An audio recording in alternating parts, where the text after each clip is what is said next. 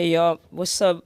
Y'all tune back into talent. Y'all already know talent stands for take a look inside truth. So every episode we digging into the truth. We want to know the who, what, when, where, and whys. You know what I'm saying? So thank y'all for tuning in with us again for another episode. And we just gonna dig into this. I got Cindy right here. You know what I'm saying? I got my guest Mike, Yeah. and Gisela. Gisela, you know what I'm saying? And they child. So right now, I just want y'all to pay attention. We got a message that's gonna be, given out today or whatever, and y'all just finna get some gems. So stay tuned. So look, Mike, again, thank you for coming. Yeah, of course. I Thank you for having appreciate me. you, yeah, for Absolutely. taking the time to bless the platform with your Absolutely. story. So like I want you to start from like the beginning of your time and just like kind of just take me down the road a little bit as to where you are at today. You know Right. what I'm saying? So just start there, start from the beginning, and then let's dig into it. Yup. So, growing up, my lifestyle it was grounded in family oriented get-togethers. My family, they're very loving but very limited, right? So they went off what they knew, right? And my father, he was very uneducated, right? And an addict. And my mom, although she was educated and had a job, you know, that father influence in my life was very strong. So Okay. I seen his addiction, right? And no matter what I did, I felt like it was heavy. That presence is heavy in the household, Yeah. you know. I did play sports growing up, but I also had a lot of family members that abused substances, right? And indulged in the gang activity. So I glamorized that, right? I looked up to that. So wait, so like okay, at an early age, you were kind of like from seeing it, I would say like an introduction to, drugs or Right. like what was it that he used? My father was an addict of everything, but mostly alcohol. Okay, You know, okay, mostly alcohol, but he abused every substance. okay, Anything that was mind altering, my father was indulging in it. You okay. know, and his behavior was destructive. It was erratic. Hmm. And I seen that growing up. I seen that erratic behavior. Okay. I got to witness not only his erratic behavior, but um, his abuse came in many forms, right? And that's something that you know it was hard to talk about. It was hard to bring up, and that's something I still didn't bring up until my 30s. I never spoke about that. Hmm. And I don't know if it was my pride, my ego, my embarrassment, but it was just a feeling of helplessness growing up, and having to endure stuff like that, Yeah. Um, and even now, there's times I block stuff out or I just don't think about it because I don't like that feeling of vulnerability. And like I Hmm. said, I'm 37 in March, and still when I think about certain things, it makes me feel vulnerable. I don't like that feeling of Hmm. feeling helpless or insignificant or inadequate or less than, Yeah.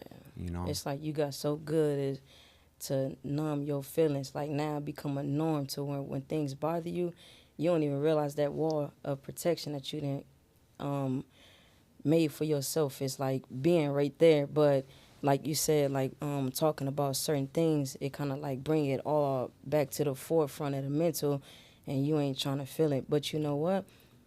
This why we here in these Yeah, times. They like yeah, as a kid, you kind of get past stuff is what people think, but no, that's why we gotta work through it because you carry that stuff as a now you a child trying to teach another child. You're right. like a 37-year-old child trying to parent Yeah, somebody. no, absolutely. You know what I'm saying? Yeah. And I have a 19-year-old son. My son will be 19 in September, and then I have three daughters who are, they're grown young ladies, but I have the opportunity to be an influence in their life, right? And I choose to make that a positive influence, right? And although I'm disconnected from them right now because of my past decisions, right? That was because me. Um, I look forward to the time that I can spend with them when it does come, and I choose to stay sober. I choose to do good. I choose to have a good career. I have a good job right now, and not a job. I have a career right now, Straight up. and I look forward to waking up every day and giving it everything I have, right? Mm-hmm. Unfortunately, my job is to help justice impacted men and women. You know, I work in housing, That's so right. the housing is for well, it was for ex-lifers and long-term offenders. We recently opened it up to help justice impacted Nice. in Right. general, and that's a blessing. You Right. know, Right. we get men who serve 30 years, 20 years, and they come home and they're trying to figure out how to reintegrate into to a society that, you It's know, changed. is When changed. yeah. You know, it's changed, and the code and conduct and the principles and values of Folsom Prison and Pelican Bay Prison and Corcoran Prison, it's not applicable out here. Hmm. You can't hold those morals and values. You can't hold people to a code of conduct that does not exist out here. Yeah. You know, it'll be very hard for somebody who spent that amount of time in prison to come home and just change overnight. Yeah. It doesn't happen. How much time did you do? On this last term, I served a little over 9 years, Okay. you know, and prior to that, I had served time as well. Okay. know, So so- you were kind of like in and out. So for the most part of my young adult life and my teenage life, I was incarcerated. Okay. And that's something that was because of my poor decisions, right? The upbringing that I had wasn't that great. You know, I know it could have been worse. It could have been better too. But with the knowledge that I had, you know, I was making decisions based off of what I had been exposed to. Okay. And at that time, it was gang violence and drugs. So you started to use eventually. Yes, I started drinking. Okay. I started drinking, and that led into using meth and heroin, and that spiraled out of control really fast. You know, and every time it spiraled out of control, I ended up in custody. Mm. You know, I would come home and it would be the same thing. How fast did you gradually turn into meth and heroin? After my first prison term, you know, prior to that, it was just drinking and smoking weed, or, you know, not really anything that was like meth or heroin. Yeah. You know, going to prison, that was something that really helped me numb that pain. You know, I really learned how to I became an expert at blocking vulnerability. You know, and now I've become an expert at sharing that, right? I'm okay to cry. I'm okay to break down. I'm okay to share those things, you know, because I know who I am as a man now. Yeah. You know, I don't have that identity crisis that I had before. And I did have an identity crisis. You know, I went by a gang moniker and I identified as a gang member. And I no longer identify as that. Straight You know, up. I'm a father of 4. You know, That's I'm a right. dad before anything else. You know, Yeah. and I'm a proud father. And I'll do anything to have them in my life and to share the love I have for them. You know, Straight up. I gave too much to a gang that, you know, and not to speak bad on my gang or anybody else, because I do love them. You know, I have mad love for them, and I always will. But they're misguided and misdirected. Yeah. You know, because they're going based off of what they know. Mm-hmm. You know, and that's why I'm blessed to have the opportunity to share what I now know Yeah. and help them. You know, not leave anybody behind or not speak down on anybody, but to Yeah. be of service, right? Yeah. That's what we do. Yeah, You but know, like be you the said, change that you too, want to see. the same standard that was once held once upon a time, like that's not even there. It's like, so I'm following a code that don't even exist, and everybody is too brainwashed because they've been doing it for so long to recognize that these same rules don't apply. Right. You know what I'm saying? And even if they did, I mean, hopefully you will still have the same mindset, but I'm sure that plays a huge part in it as well. You know what I'm saying? So like on your end, that recognition didn't come overnight though. Right. It took some time, and that was probably like a hard decision Hard. for you, right? Absolutely. Yeah, absolutely. That's a learned behavior. Mm-hmm. You know, and what I learned growing up and in prison, even in juvenile hall and camps, I've experienced it all. But what I learned at a young age is the most violent person is the most recognized. And that's a learned behavior, right? That's a learned behavior that I identified with because I wanted recognition for all the wrong reasons, you know? And as soon as I was able to see that recognition came from being extremely violent, I gravitated to it. You know, that was So, something I like, gravitated to. Is that something you would say, you know, when it's like, oh, you ain't getting that attention at home, like you got like daddy issues, you know, or mommy Yeah, issues, that for type sure. of, you agree with that? Yeah, 100%. I didn't get that affection, that praise, or any attention from my father.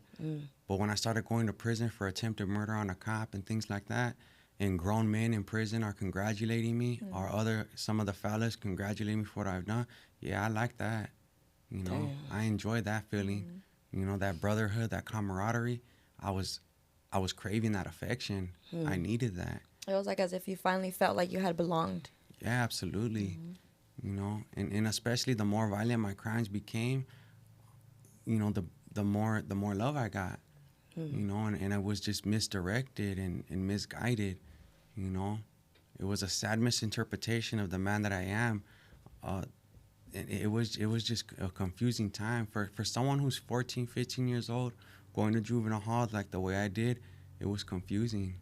You know, it's a confusing time in my life that I could look back on and say that I was misguided and misdirected. So at like, you know, I know like a lot of people share a similar, you know, story to where what I don't get in the household, we gravitate to the streets, Right. and because you're looking for love. Absolutely. Whether, you know what I'm saying, some people turn to drugs, gang, a big homie that fills that void or whatever. Like, do you feel like as the older ones out there, like, because it's a cold game to be like, yeah, we'll take you up under our wing as a, you know, a little homie, but as a kid, like, to misguide a kid, like, do you, as being older, like, do you ever feel like, damn, they fucked us up? Yeah. Like, they didn't. No, absolutely. And that's something that I see now. And that's why I will never speak bad on my neighborhood or my homeboys, because their information and their education is limited. They're going based off of what they know. You know, fortunately for myself, I educated myself in prison. I did get my high school diploma. I did go to college. I am a graduate, and I do have the knowledge to share with my homeboys now. You know, when I was growing up, my homeboys were very uneducated, and that's okay. But that's why they instilled in me what they did. You know, and it was that destructive behavior, right? Now, as an older homeboy to my little homies, with education, I can teach them and show them. You know, with education comes a good job. With a good job comes a career. And with a career comes a good life, right? Those things can come fast with selling drugs, but you can keep them if you have a career. Straight up. You don't have to look over your shoulder. You don't have to worry about the cops. You know, I got a good life right now. That's right. I don't have to worry about nothing. I'll be looking to buy a home later this year with legitimate money, with money Straight I up. earn. You know, and nobody could Straight take that up. from me. You know, and I'm doing it the right way. But that's something I could pass on, not only to my homeboys, but to anybody, Straight up. to anybody in general. You better you say know. that shit with your chest out Nah, there. hell yeah. Nah, hell yeah. Yeah. You know, I'm not a prideful person, but I take pride in making good decisions. And I believe that's okay. That's a You know? flex. Absolutely. Because I know that today the decisions I make, I can be proud of. And my kids can look at me and be proud, right? That's right. I know that. You know, what I was doing before, I didn't take pride in that. You know, I had an ego and I was ignorant. But today I can be proud of these decisions I make. That's right. I don't know if you've heard, but like it's a thing going around, like internet. I'm not sure if you be on it, Right. but like people saying like "fuck the streets," Right. and it's a miss. It's a hit and miss with people like agreeing. Some people like I don't feel like that. Right. No matter what, like you got to take on that. As far as like fuck the streets, Yeah.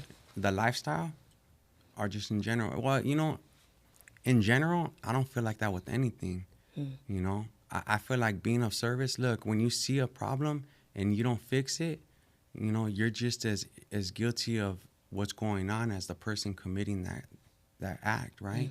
So because I have knowledge of what's going on in the streets, I have a responsibility to change it. Straight up. And I have the ability to change it.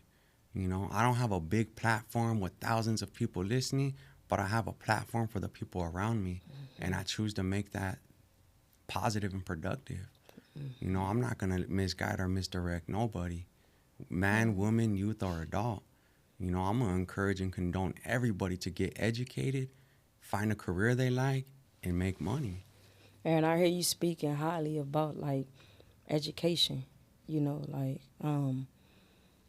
so like do you feel like because once upon a time that's where you lacked that, like one of the strongholds, like just not being educated, and decisions you made are just, you know, because some people make emotional Right. choices, and some people was just like how you saying is like just not simply not educated, from my parents to me.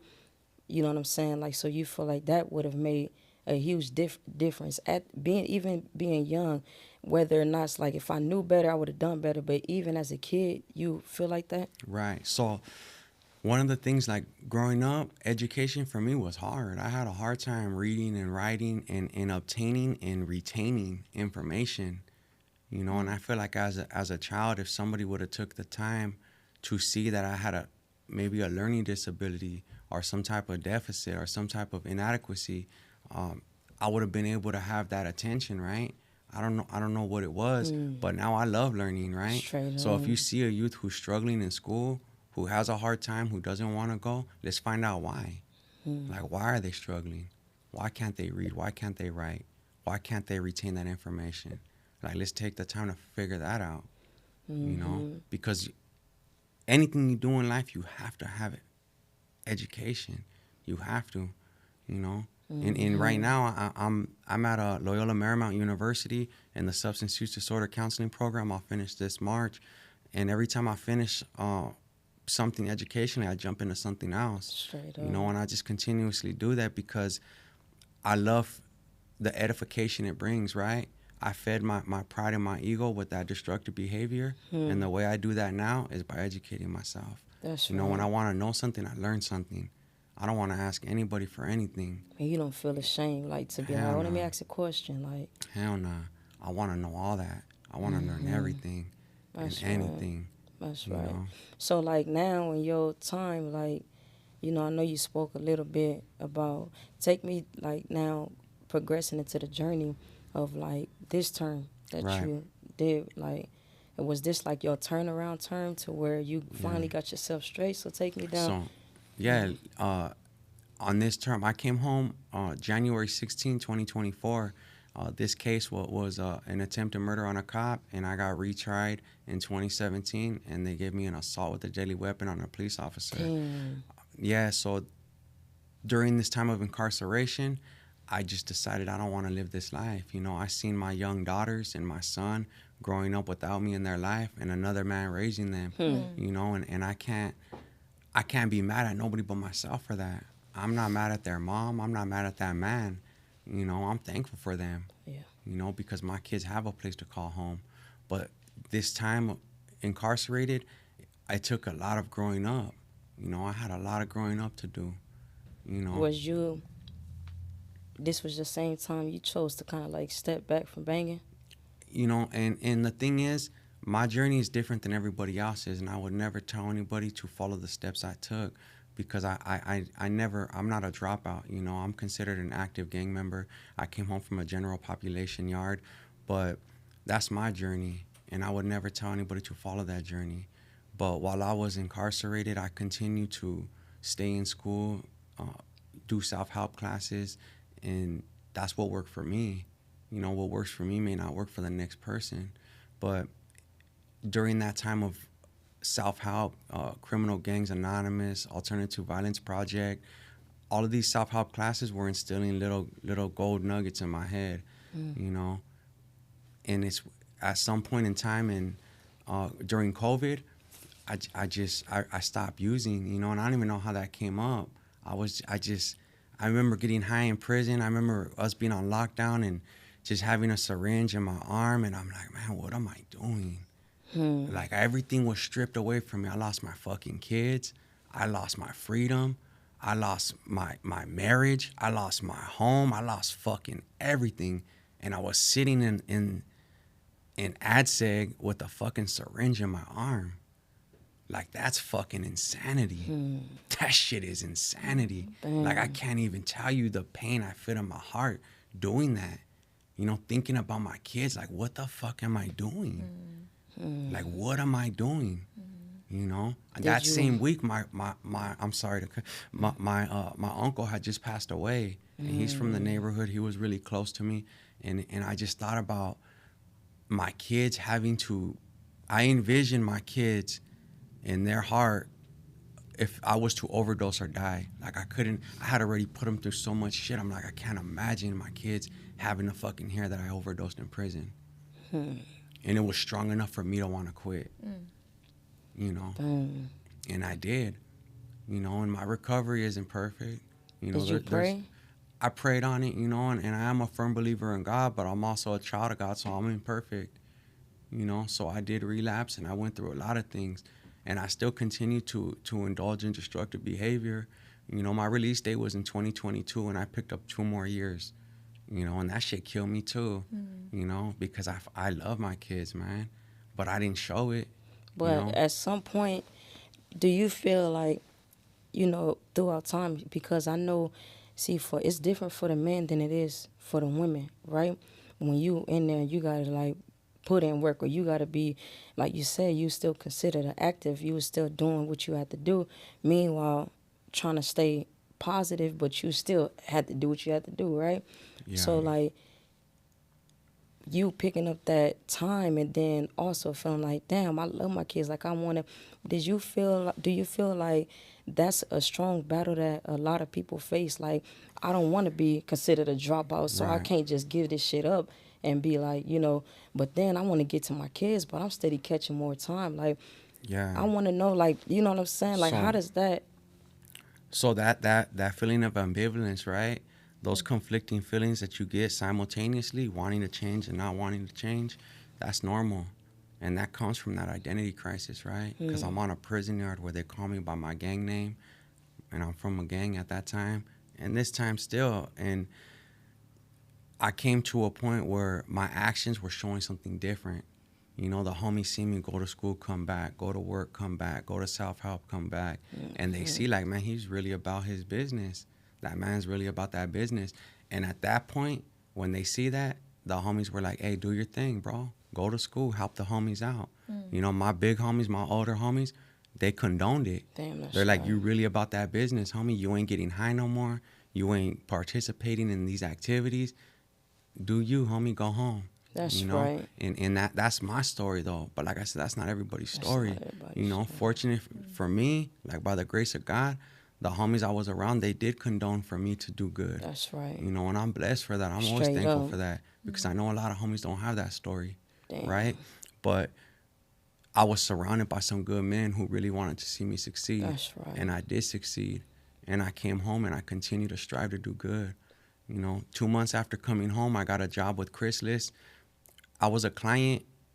Shortly after that, I became a district supervisor of the Pacoima office. Shortly after that, I was promoted again. I now work for Alliance for Community Empowerment. A lot of people laugh at this. I took a demotion to come work here. I went from being a supervisor to being a reentry specialist and a housing aide. I did that because that's where my calling's at. I don't Right? understand. It's that. not about titles, you know, and I don't need to prove that to nobody. Nope. I know my self-worth. The organization I'm at now, they give me the opportunity to give back the way I want to. Did you know? say? Would you say in the lines or? I work for ACE, Alliance for Community Empowerment in Canoga Park. Okay. And it's a full wraparound service. We do everything: intervention, prevention, workforce development, housing, Department of Behavior and Health. We have everything at that organization, and that's what drew me to them.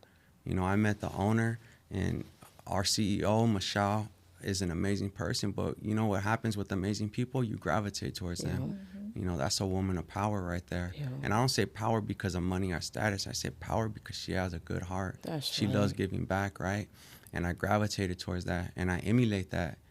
You know, from the first day I met her, I'm like, this woman is special, you know? And what happens with special people, you want to be like them. That's crazy for a man to be able to give a woman them flowers, you know. 100%. You know, and so like I commend you for that.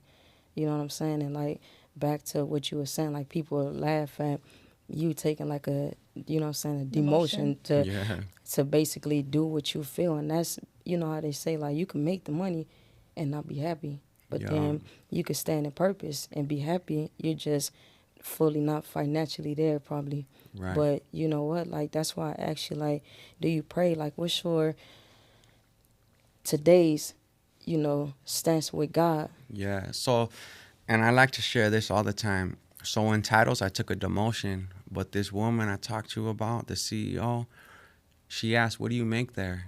She pays me significantly more than what I was paid there, and offered me a lot more than what I had there, and that's by the grace of God, right?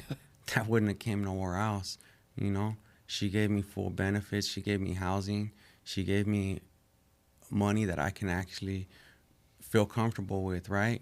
And that's a blessing. You know, that's something I didn't ask for. I didn't look for. It just came. You know, that just came, and I'm blessed. You know, this job, they love my growth. You know, they congratulate me. They love me. They show me love, and they show me how to give it too, right? Because coming home, I was not personally and professionally developed yet, right? Coming home from prison, in the workplace, I mean, what skills did I possess at that time, right? Not many. But being with this organization, they've helped me develop into the man I want to be. That's right. You know. Did you ever think, like, looking at yourself today and, like, the life that you're living, did you ever see that for yourself when you were in that lifestyle? Did you ever feel like, damn, like, I want to get out? Or did you ever think, like, you know, this is my life, like, it's never going to change. This is what it's going to be forever. But where you are today, like, did you ever see yourself with the new man that you are today? You know, Cindy, honestly, no. And it's crazy you bring that up. Coming home from prison every other time, I would be like, I know I'm coming back. You know, it's a matter of time, because I love drugs and I love the behavior, not just the substance. I love the behavior, right? Since coming home, I've been acknowledged by every level of politics but the president. So I've met the governor, I've met the mayor, I've met assembly members, I've met everybody in politics but the president, right? And I say that to say this. No, I never envisioned that. You know, I never envisioned that. Coming home, those things I could have never imagined that. You know, being on the front of the New York Post with Governor Newsom, I never imagined that. Being on the front of the San Fernando Sun, right, with assembly members, you know, meeting the mayor, meeting Karen Bass, you know, them acknowledging me for my efforts in combating destructive behavior and gang violence. Nah, I never could have imagined that, you know. But how do I feel about that? I feel very special and thankful that God allows me to give back like that. Yeah. You know, Because that now you have the recognition from people that are like in you know, that are like in good standing in the world, right? In today's life. When before you used to look for recognition from the wrong people. right. And now here you are getting recognition from higher ups in politics. Straight up. Yeah, absolutely. That's huge. Yeah, it's no, it is, and it's something that, you know, I go to church. We go to church every Sunday, right? And you know, there's times I sit there and I hear the prayers and I listen to it, but to myself and my own prayers, you know, I get the chills often because I could have never imagined this. You know, 2 years ago, I was coming home from Soledad Central Yard, and those are some tiny ass cells. I'm talking, you can't stretch your arms all the way. Damn. You know, that's an old ass prison. You know, no, I could never have imagined this. I could not have imagined being on the front of the New York Post. No, I could not. You know, those are things that I will never take for granted. You know, and when you asked this morning how I was doing, I say blessed, healthy, and thankful because I am. And I say that with sincerity. You know, I really do. So I know you mentioned you got a son. He's of age. He's 19. My son will be 19 September 16. So he already passed. Like, what's your relationship? So I lost my parental rights in 2016, and I signed over those rights. You know, I was sentenced to 20 years and 8 months in prison. You know, I expected to do 20 years and 8 months in prison. I didn't do 20 years and 8 months in prison. You know, I came home earlier than that. But my relationship with him is very strained for all the right reasons, right? You know, I went to prison for some violent things. He grew up without a father, you know, and he's, you know, I don't want to say what he is, what his emotions are, but I do know this, that whatever he's feeling is because of my poor decisions, my bad decisions, right? I haven't seen him in almost 10 years. You know, I stay in contact with their mother and check up on them occasionally, and, you know, I do what I can and what I know with the knowledge that I have, right? So I have a 10-year restraining order because of my crimes that were committed in front of them, and I respect that restraining order, right? You know, I respect that, and I also respect. I pay my child support. I do all that, right? Everything I know I can do, but I also know that I need to respect him as a young man, right? So trying to reach out to him when he's going through what he's going through, I don't do that. You know, I give him his space. When he's ready, I feel like he'll reach out to me. You know, does that kill me? Hell yeah, it kills me because I'm grieving my fucking children and they're alive. And now, You know, and that he's shit of eats me age. up. Yeah, he's a young man that needs a father, right? And I know that because I was a young man who needed a father. That shit eats me up, though. You know, that's one of the things that when I talk about vulnerability, that kills me. You know, that kills me. You know, him graduating last year and me not being there, that's horrible. You know, that's a horrible feeling. You know, but am I proud of him? Hell yeah. He's a good kid. All my kids are good. That's right. You know, they got a good mom and they got a good father figure at that household. You know, and I respect that, man. You know, but I envy him.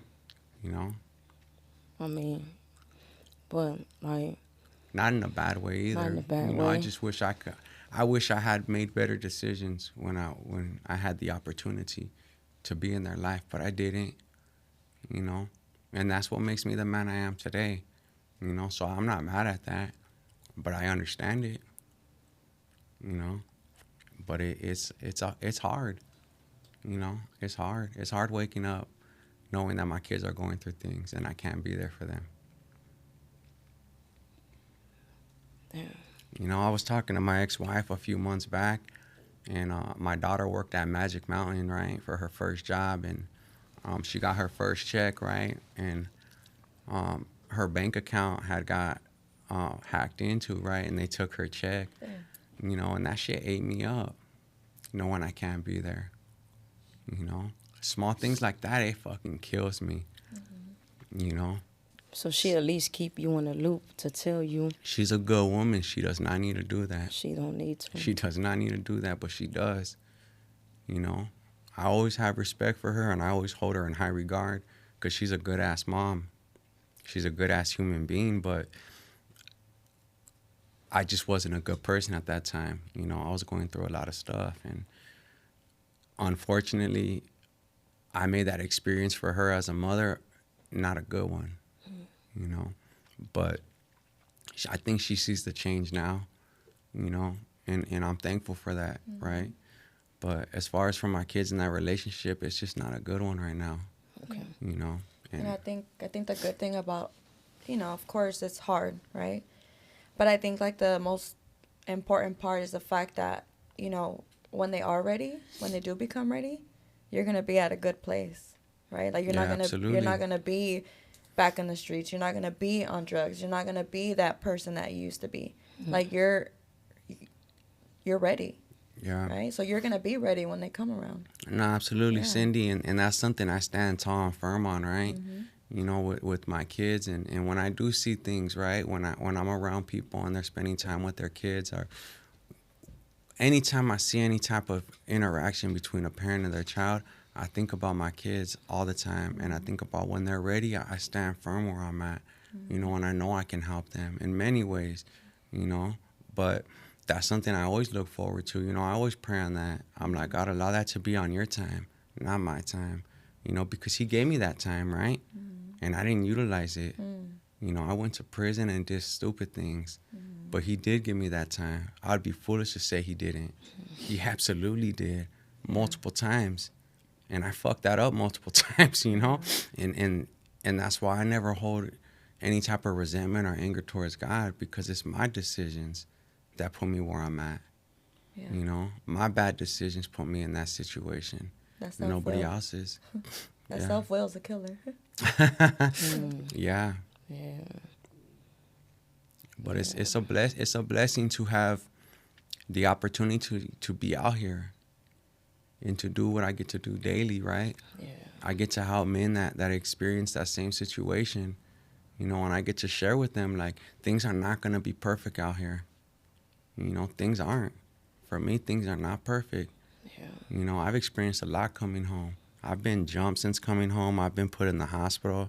I've experienced a lot of things since coming home, you know, because of my past lifestyle. But that does not hold me back. You know, losing the custody with my kids and all those things could easily have turned me. That was a perfect reason for me to indulge back in my Right. addiction. But I've refused to do that. Determination's a motherfucking. Ambition is, and so is determination. And I will not go back to that lifestyle. You strong. Yeah, because when you're in prison, right, you have like this vision Right. of like what it's gonna be like when you come home, Yeah. right? And then you come home, and it's nothing like you Nah. said it was gonna be. Yeah. It's nothing when it Yeah. comes to, you know, thoughts, the vision about family, the vision about what you're gonna do, the vision of, you know, what it's gonna be like, who's gonna be in your life, who's not gonna be in your life. Like, it's so much.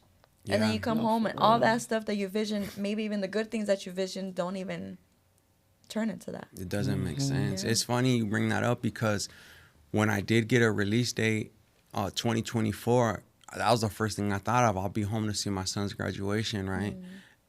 And I looked forward to that, right? And when it came up and I asked my ex-wife about it, I understood it though. But coming home from prison, I envisioned myself there.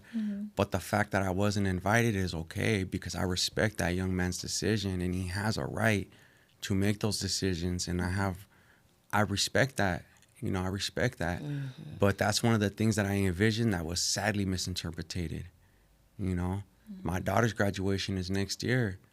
Hell yeah, I envision myself there. Straight up. Am I going to be there? I don't know. I can pray on it. Yeah. I can hope on it. I can continue doing good and hope that they see that and offer me an invitation, right? But if they don't, I still respect it. Yep. You know, I can't be, just because I'm doing good now doesn't make everything I've done in the past go away. A lot of the repercussions are going to continue playing out as we live our life out here, right? I've been Yeah. home 2 years now, 2 years on the 16th of this month. But a lot of the decisions I made still have a ripple effect for today. Yeah. And that was a hard thing for me to understand. And that's something I always share with people who are in that lifestyle. Those decisions that they're making today, they might not feel the effects for years to come, but they will feel the effects. I promise you, you know? And I always tell everybody, be careful on the decisions you make because that you will feel it. You will. It's Yeah. been 10 fucking years and I'm still feeling it. You know, emotionally, that eats me up. You know, when I tell you I grieve my children, I grieve my kids. You know, I wake up every day and I can't call them. I can't see them. I don't know what's happening to them. You know, I grieve my kids. Man. You know, that shit hurts. You know, it's a bad feeling. But like I said, it's something that was a result of my decisions. Those are decisions I made. I chose to get high. I chose to gangbang. You know, I chose to do those things knowingly and willingly and purposefully. You know? Yeah, I'm changed today, but those effects still have to play out. Yeah, because it's not just like do my time and then that's it. Everything's good. No, it's like you said, it's still the repercussions even after Absolutely. prison. You know, because we don't think about that. We don't think that.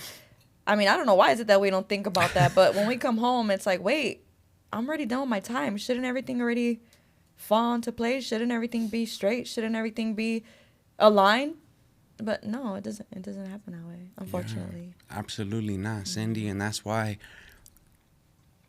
I stress the importance to everybody that lives that lifestyle to really take a look at what they're doing and the decisions they're making and the people they're affecting.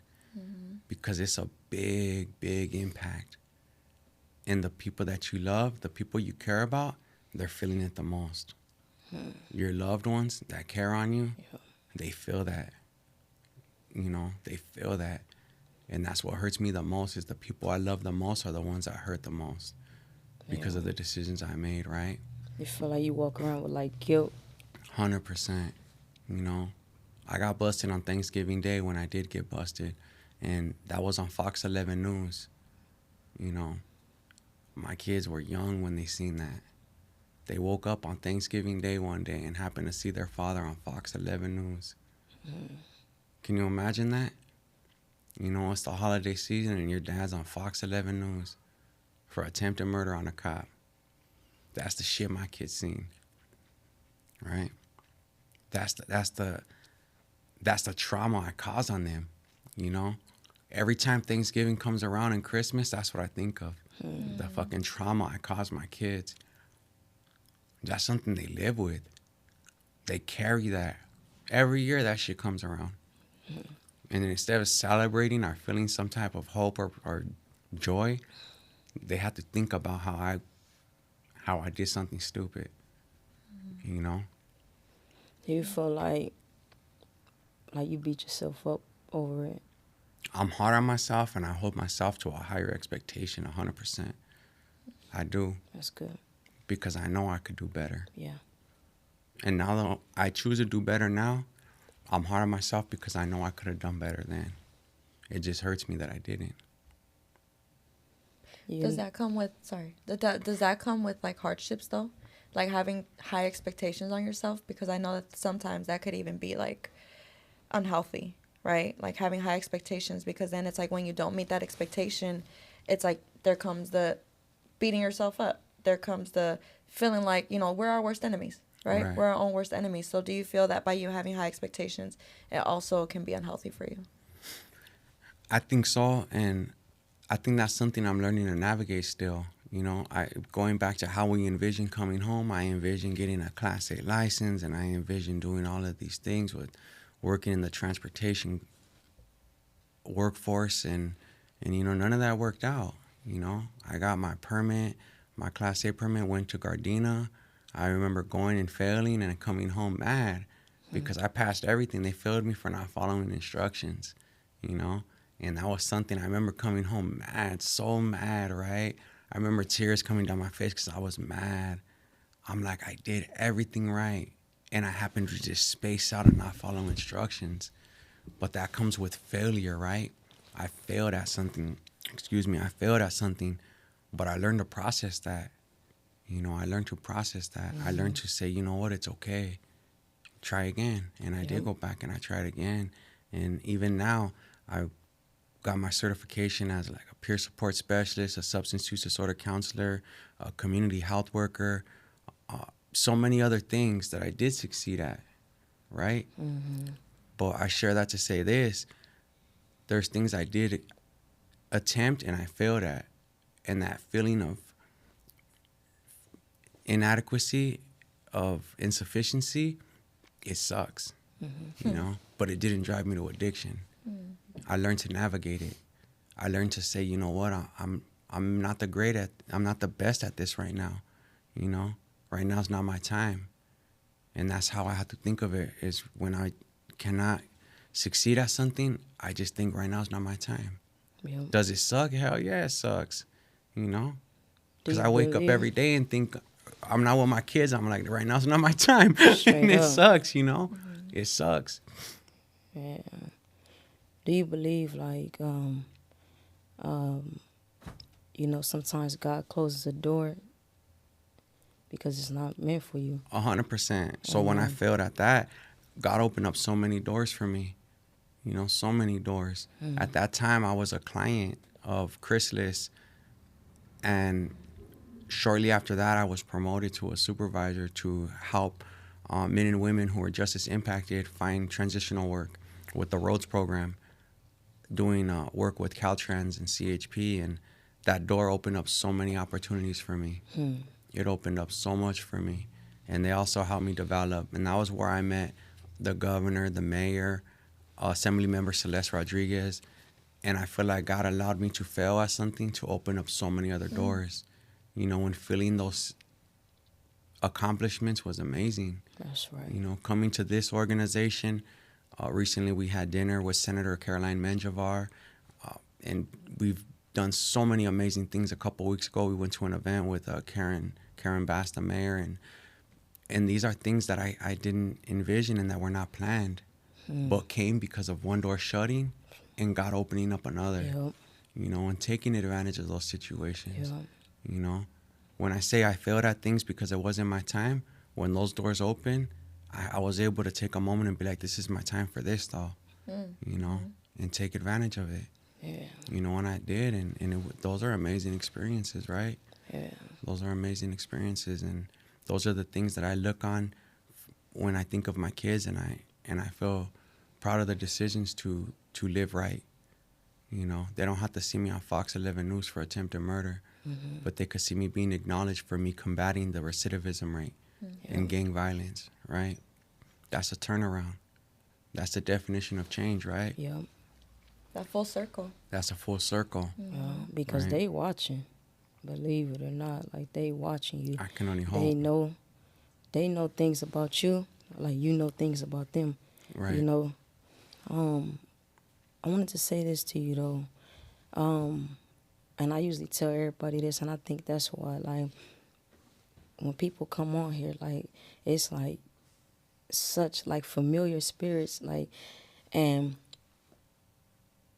you're a very strong person, and I'm gonna say this because of this.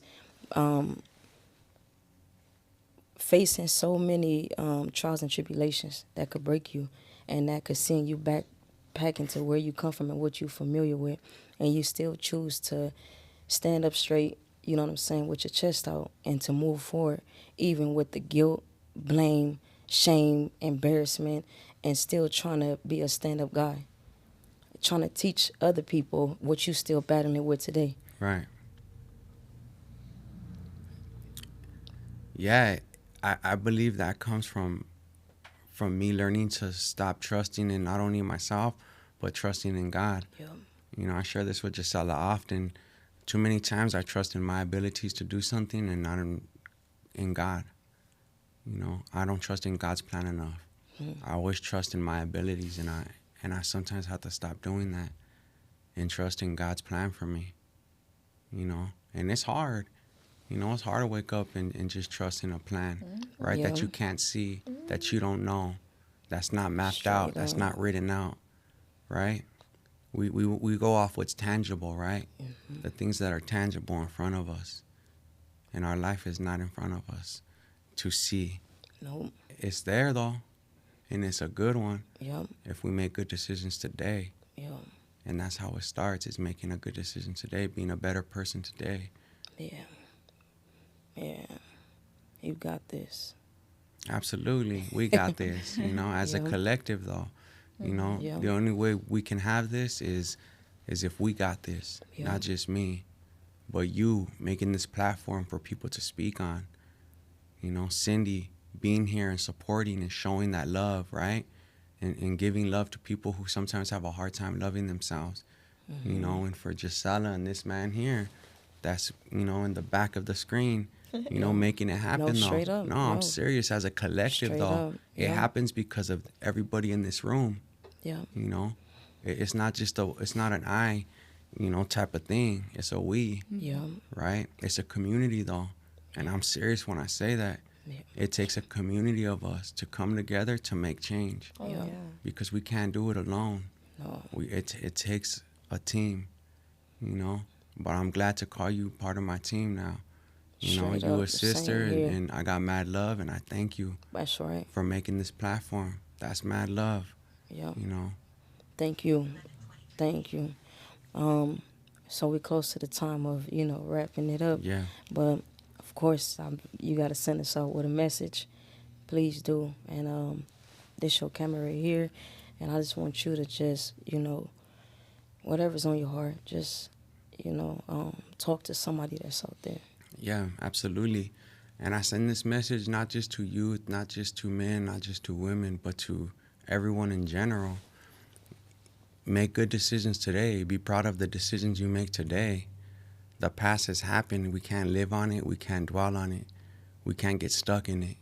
But what we could do is make good decisions today, take pride in those decisions to be a better version of ourselves, and just learn to love each other. Love not only on each other, but love on yourself. Learn to love yourself, learn to respect yourself, and learn to just be of service, you know, and show that not just by talking about it, but through our actions. What we think is what we say, and what we say is what we do. And I love my community. I love everybody out here, you know, and I don't just talk about it and I don't just say it, but I show it. You know, I show it by being of service. And I just thank you guys for allowing us to be here. And one more thing, you know, the internet is such a huge thing. Absolutely. Like, go ahead and give your kids a message. Yeah, for my man, 100%. I do. That's good. Because I know I could do better. Yeah. And now that I choose to do better now, I'm hard on myself because I know I could have done better then. It just hurts me that I didn't. Does that come with, does that come with like hardships though? Like having high expectations on yourself? Because I know that sometimes that could even be like unhealthy, right? Like having high expectations, because then it's like when you don't meet that expectation, it's like there comes the beating yourself up. There comes the feeling like, you know, we're our worst enemies, right? We're our own worst enemies. So do you feel that by you having high expectations, it also can be unhealthy for you? I think so, and I think that's something I'm learning to navigate still. You know, going back to how we envision coming home, I envision getting a Class 8 license, and I envision doing all of these things with working in the transportation workforce, and you know, none of that worked out. You know, I got my permit, my Class 8 permit, went to Gardena. I remember going and failing and coming home mad because I passed everything. They failed me for not following instructions, you know? And that was something I remember coming home mad, so mad, right? I remember tears coming down my face because I was mad. I'm like, I did everything right. And I happened to just space out and not follow instructions. But that comes with failure, right? I failed at something. But I learned to process that. You know, I learned to process that. I learned to say, you know what, it's okay. Try again. And I did go back and I tried again. And even now, I got my certification as like a peer support specialist, a substance use disorder counselor, a community health worker, so many other things that I did succeed at, right? But I share that to say this.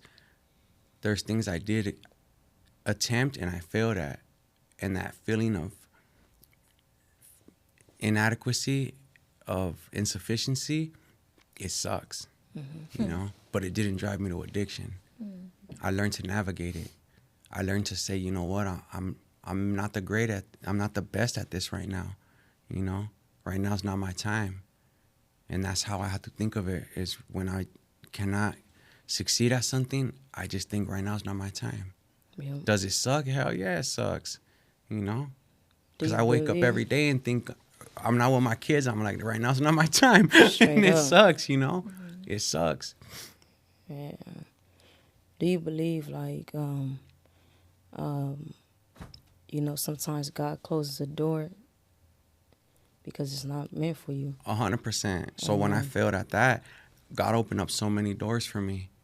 You know, so many doors. At that time, I was a client of Chrysalis, and shortly after that, I was promoted to a supervisor to help men and women who were justice impacted find transitional work with the Rhodes program, doing work with Caltrans and CHP, and that door opened up so many opportunities for me.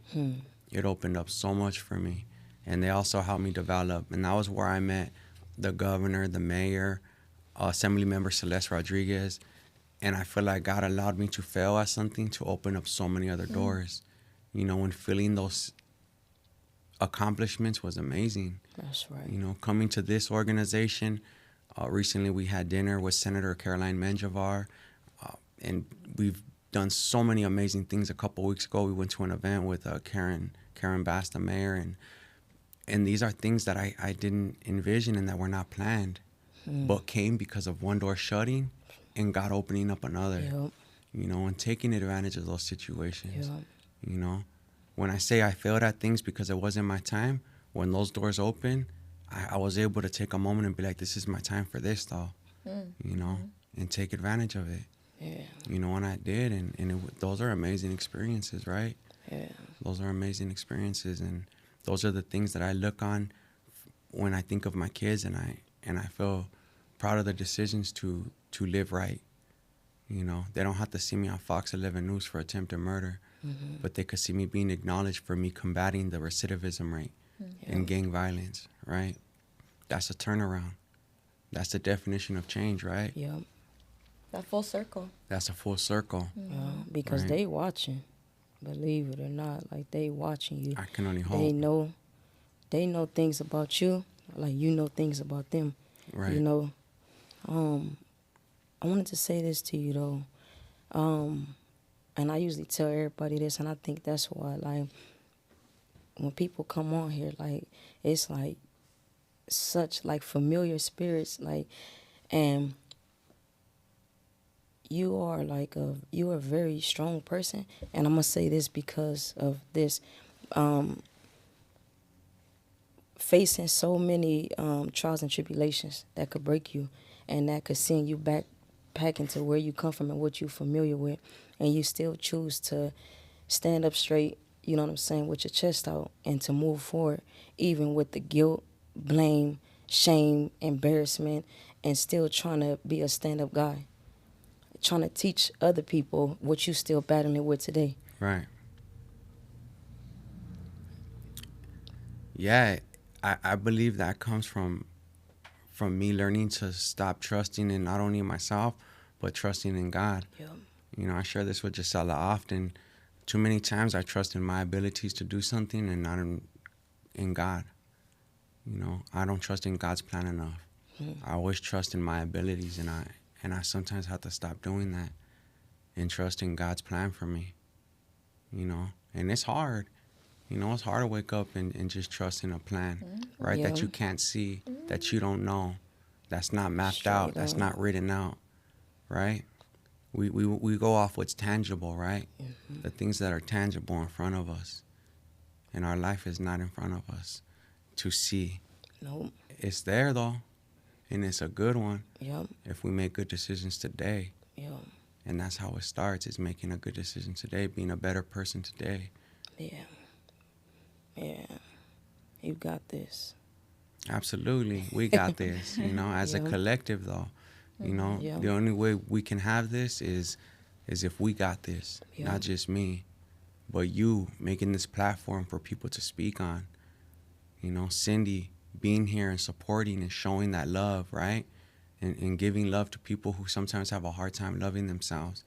You know, and for Gisela and this man here, that's, you know, in the back of the screen, you know, making it happen, though. straight up, No, no. I'm serious. As a collective, Straight though, up, it yeah. happens because of everybody in this room. Yeah. You know, it's not just it's not an I, you know, type of thing. It's a we, Yeah. right? It's a community, though. And I'm serious when I say that. Yeah. It takes a community of us to come together to make change, Oh, Yeah. yeah. because we can't do it alone. No. It takes a team, you know. But I'm glad to call you part of my team now. You know, Straight you up, a sister, same here. and I got mad love, and I thank you That's right. for making this platform. That's mad love, Yeah. you know. Thank you. Thank you. So we're close to the time of, you know, wrapping it up. Yeah. But of course, you got to send us out with a message. Please do. And this your camera right here. And I just want you to just, you know, whatever's on your heart, just, you know, talk to somebody that's out there. Yeah, absolutely. And I send this message not just to youth, not just to men, not just to women, but to everyone in general. Make good decisions today. Be proud of the decisions you make today. The past has happened. We can't live on it. We can't dwell on it. We can't get stuck in it. But what we could do is make good decisions today, take pride in those decisions to be a better version of ourselves, and just learn to love each other. Love not only on each other, but love on yourself. Learn to love yourself, learn to respect yourself, and learn to just be of service, you know, and show that, not just by talking about it, but through our actions. What we think is what we say, and what we say is what we do. And I love my community. I love everybody out here, you know, and I don't just talk about it, and I don't just say it, but I show it. You know, I show it by being of service. And I just thank you guys for allowing us to be here. And one more thing, you know, the internet is such a huge thing. Absolutely. Like, go ahead and give your kids a message. Yeah, for my man. I love you guys. I love you with all my heart. You know, Michael, I'm so proud of you. Everything that you're doing. You know, I see you. I see you. Trust me, I see you. And Mariah, I see you too, baby. I know. Trust me, I see you. I see you balling up. And Mariah, Natalie, and Marlene, I love all of you so much. You know, I don't ever want you to think I don't see you. I see everything you're doing. And I'm very proud of you. That's right. Thank you. Absolutely. Thank you. And we're going to allow, you know, God to carry this message. And like I said, the internet is such a huge place. And they going to see you. Yeah, thank you very much. Again, I'm serious for this platform Yep. that you create. And Cindy, thank you. You know, Of course. thank you for always just being you. You know. You know, we go way back. Yeah, you a good person, and I love you forever. And Thank you. you always show up, you know, and I appreciate that. Thank That's you. right. Appreciate you too. Yeah. Absolutely. So I'm going to take us out. God bless you. Yeah, All right. absolutely. God bless. So, again, y'all, thank y'all for tuning in. You know, each and every time, man, these episodes be banging. The people that come through and they, you know, they allow us to tap into that vulnerability, you know, that they have. And we not everyday people to be sitting and talking for somebody to be that open. So it's a blessing when people are that open and want you to be able to witness, you know, a part of them. So I'm always thankful for that. We're always thankful for that. And for y'all that tune in to, you know, we got somebody to share it to, you know, and with and everything. So y'all, we about to head out or whatever. I'm your host, KG Lavanci. It's KG Lavanci. This your co-host. These are our guests, y'all, and we out. We